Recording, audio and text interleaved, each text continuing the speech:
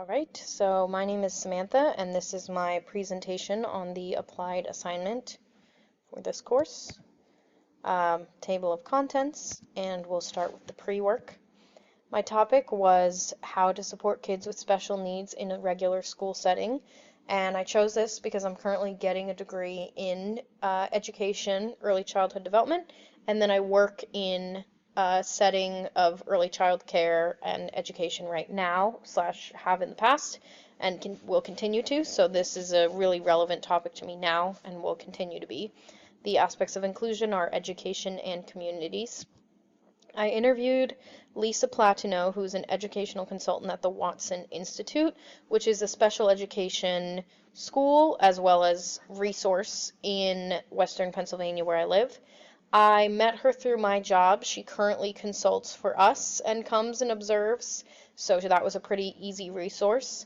The only background knowledge I had on this was really just my lived experiences in education and coming across kids with disabilities in my education settings, none of which were specifically special ed. The course materials, I learned about the Individuals with Disabilities Education Act. It's very similar to the ADA, but for education specifically. So it's the federal special education law, and states are required to follow the rules and processes laid out in this, and it came out similarly to the ADA after realizing that kids with disabilities were not getting access to quality learning. The other course material I used was People with Invisible Disabilities, and this is because the majority of what I'm encountering right now is mental or invisible disabilities such as ADHD, autism, developmental delays, as opposed to physical. In my own research, I looked into IEPs, which is Individualized Education Programs, which is a written statement of the educational program designed to meet a child's individual needs. I've heard this thrown around a lot in my settings, and I never quite knew the specifics of it and what it meant, how it's developed, who develops it.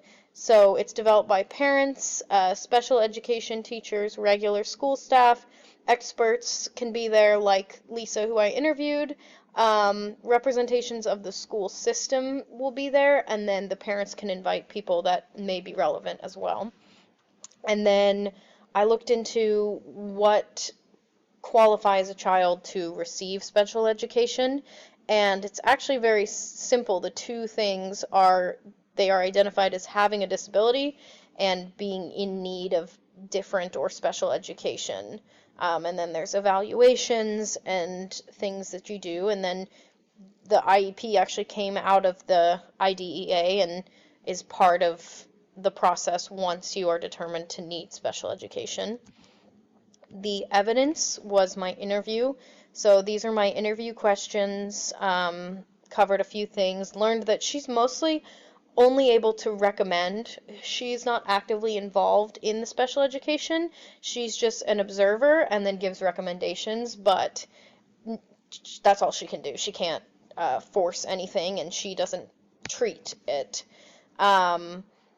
But it was interesting to hear sort of her background with her degrees and exactly what her role at my work is and kind of what those resources can be anywhere else similar to the Watson Institute. For my new learning, in regards to inclusion, I learned, just like I said, about IEPs, didn't really even know what it meant. Here I included exactly what is in an IEP, but that is something that will continue to be important and is definitely a way that people with special eds are included in the education setting. The equity was that it's pretty much across the board, experts and everyone agrees that rather than putting kids with disabilities in a strict special education program by themselves, they actually should be in general school as much as possible. And Lisa even mentioned that at the Watson Institute, the goal is to return them to general population, not to keep them in that special education setting their whole school career. And with access, the biggest thing was the IDEA. It's got so many things that give rights to parents and kids in the special education programs, but it has things like here the free appropriate public education, that schools have to provide education that meets their needs, and they also have to make sure kids learn with their peers as much as possible, which is what I was talking about with the equity.